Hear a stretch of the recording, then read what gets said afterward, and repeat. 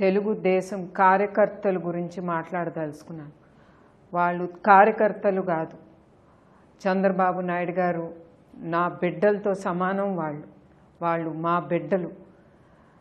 ఆ బిడ్డలు తల్లిదండ్రుల కోసం హింసించబడుతున్నారు.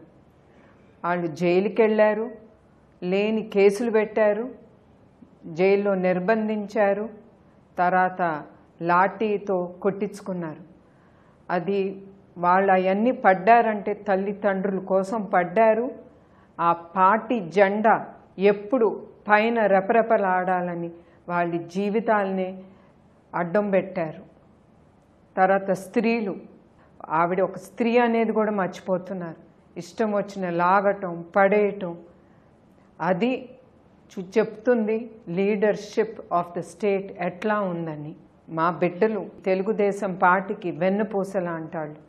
వాళ్ళు లేకపోతే ఈ పార్టీ లేదు. మా బిడ్డలు వాళ్ళ తల్లిదండ్రుల కోసం, పార్టీ కోసం నిరసన చేస్తున్నారు, నిరాహార దీక్షలు చేస్తున్నారు. మహిళ శక్తి అని మహిళలు కూడా దీక్ష చేస్తున్నారు.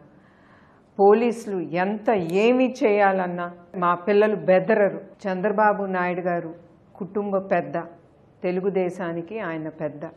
ఆయన కోసం ఆయన పిల్లలు దీక్ష చేసిన, నిరాహారాలు చేసిన, వాళ్ళు లాఠీ చార్జ్ పడినందుకు కూడా నాకు చాలా బాధాకరంగా ఉంది.